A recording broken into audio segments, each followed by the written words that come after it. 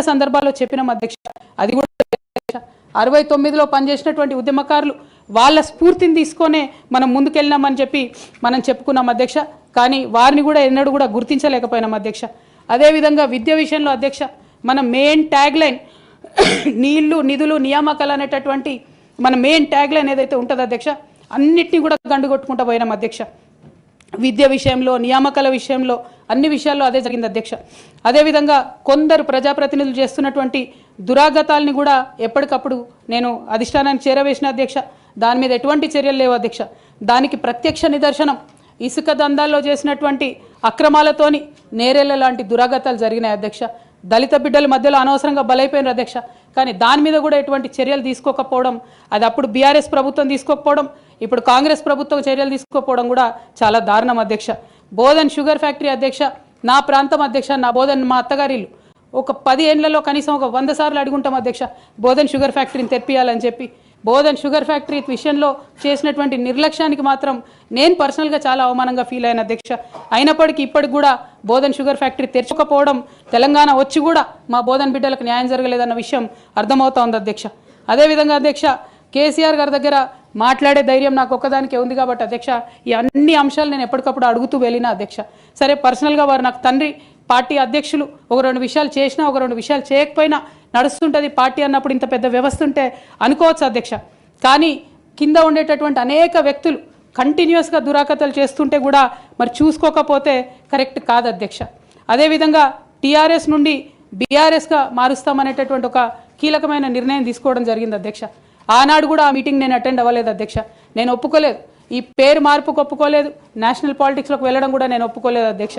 అంటే ఒక మాట అధ్యక్ష, ఇట్లాంటి హౌస్లో చెప్పొచ్చో లేదో కానీ తెలంగాణలో ఏం పీక్ కట్టలు కట్టినామని నేషనల్కి పోయి చేస్తాం అధ్యక్ష. మనం ఎన్ని పనులు మిగిలినాయి అధ్యక్ష తెలంగాణలో చేయాల్సినవి? 2 పెద్ద రివర్స్లో, ఒక పక్క గోదావరి, ఇంకో పక్క కృష్ణ, 1,89,000 కోట్లు ఖర్చు పెట్టినాం అధ్యక్ష. కొత్తగా ఇచ్చిన ఆయకట్టు ఎంత అంటే 14 లక్షల ఎకరాలు అధ్యక్ష. 1,89,000 కోట్లు అంటే ఎంత అధ్యక్ష? 1,00,000 కోట్లు ఖర్చు పెడితే 20 లక్షల మంది పేద ప్రజలకు ఇంటికి 5 లక్షలు వేసుకున్నా 20 లక్షల మందికి పేద ప్రజలకు ఇల్లు ఇవ్వచ్చు అధ్యక్ష మనం. కానీ 1,89,000 ఖర్చు పెడితే అధ్యక్ష జరిగింది ఎవరికి, ఒరిగింది ఎవరికి అంటే ఒక వ్యక్తి 1989లో కంపెనీ పెట్టుకున్న ఆయన మన తెలంగాణ వచ్చిన తర్వాత ఫోర్బ్స్ జాబితా ఉంటుంది అధ్యక్ష. దాంట్లో 45వ స్థానం ఒక కాంట్రాక్టర్ దక్కించుకున్నాడు అధ్యక్ష. అంతకుమించి జరిగింది ఎవరికి ఏం లేదు అధ్యక్ష. ఇండ్లు లేని పేద ప్రజలకు ఇండ్లు రాలే అధ్యక్ష. కానీ ఆ కంపెనీకి మాత్రం 1,02,666 కోట్ల విలువైన ప్రాజెక్టులు ఒకటే కంపెనీకి పోయింది అధ్యక్ష. ఇది ప్రైవేట్ విషయం అని అనిపించవచ్చు అధ్యక్ష. కానీ తెలంగాణ రాష్ట్రం తెచ్చుకున్నదే ట్రాన్స్పరెన్సీ కోసం, తెలంగాణ రాష్ట్రం తెచ్చుకున్నదే అకౌంటబిలిటీ కోసం, తెలంగాణ రాష్ట్రం తెచ్చుకున్నదే ఇండిపెండెన్స్ కోసం. ఇవేవి లేనటువంటి తెలంగాణ రాష్ట్రాన్ని మనం ఊహించని కూడా ఊహించలేము అధ్యక్ష. చూసుకుంటూ ఊరుకోవడం కూడా సరికాదు అధ్యక్ష.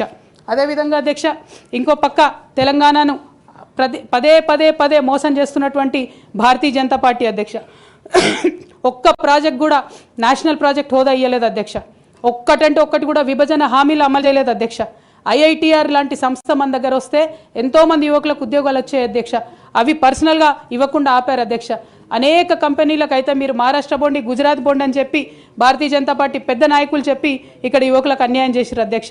భారతీయ జనతా పార్టీ మీద ఎడతెగని పోరాటం నేను చేశాను అధ్యక్ష.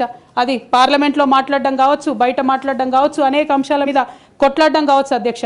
ఇంత చేస్తే కేసీఆర్ గారి మీద కక్షతో అధ్యక్ష ఆఖరికి నన్ను జైల్లో కూడా పెట్టడం జరిగింది అధ్యక్ష. అయినప్పటికీ ఏనాడు మా పార్టీ నాకు అండగా నిలబడలేదు అధ్యక్ష. 3 సంవత్సరాలు నేను ఒక్కదాన్నే ఈడీతోని, సిబిఐతోని అనేక అంశాల్లో కొట్లాడుకున్న తప్పితే ఎక్కడ కూడా పార్టీ అండగా నిలబడలేదు అధ్యక్ష.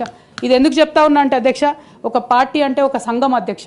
ఒక సంఘం అంటే ఒకే భావజాలంతో కలిసి పనిచేసే వ్యక్తులు అధ్యక్ష. ఒకడు గాయపడి పడిపోతే వాడిని ఎత్తుకొని పోతారు అధ్యక్ష, భుజాల మీద తీసుకొని పోతారు అధ్యక్ష. లేదు నువ్వు మా భావజాలంతో కరెక్ట్గా లేవంటే తీసి ఆనాడే అవతల పడేయాలి అధ్యక్ష.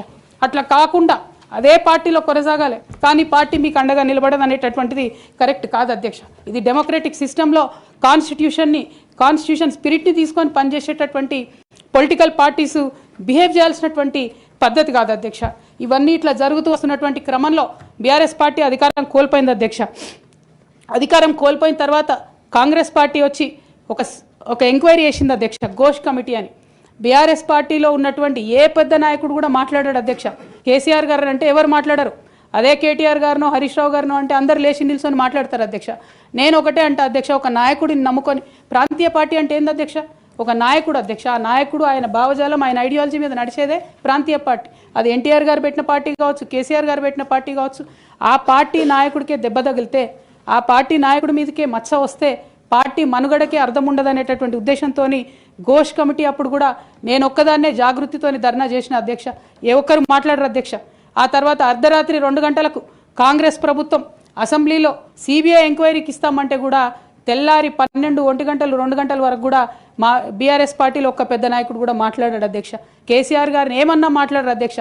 మరి అట్లాంటి పార్టీ ఎందుకు ఉండాలి, ఉంటే ఏంది పోతే ఏందని నేను ప్రెస్ మీట్ పెట్టి బలంగా మాట్లాడిన అధ్యక్ష. నేను మాట్లాడలేదని నేను అంటలేను అధ్యక్ష. డెఫినెట్గా అవినీతి పరుల పేరు చెప్పిన, నేను హరీష్ రావు గారి పేరు చెప్పిన, వారి టీంలో ఉన్న అందరి సభ్యుల పేరు చెప్పిన అధ్యక్ష. ఇప్పుడు కూడా చెప్తాను అధ్యక్ష. కానీ అధ్యక్ష చెప్పిన తర్వాత తెల్లారి 2 గంటల లోపల నన్ను సస్పెండ్ చేసిండ్రు అధ్యక్ష. నేను ఒకటే కోరుతా ఉన్నా అధ్యక్ష. ఇందాక నేనైతే representation of people's act quote చేసినాను అధ్యక్ష. అందులో సెక్షన్ 19.1C అని కూడా ఉంటుంది అధ్యక్ష. ఇది రైట్ టు అసోసియేషన్లో అధ్యక్ష ఆర్టికల్ 19.1C అంటే ఒక అసోసియేషన్లో మనం మెంబర్ అయినంత మాత్రాన ఖచ్చితంగా ఆ party membership does not place an individual outside the constitution అధ్యక్ష. Especially when it concerns the allegation of corruption, maladministration and breach of public trust lies at the core of protected political speech అధ్యక్ష. Political speech has to be protected by Constitution of India అధ్యక్ష. అదే విధంగా అధ్యక్ష disciplinary action committee అన్నారు అధ్యక్ష. అధ్యక్ష అసలు BRS party constitution అధ్యక్ష ఒక నేషనల్ లెవెల్లో పనిచేయాలనుకునే పార్టీది 8 పేజీల కాన్స్టిట్యూషన్ అధ్యక్ష.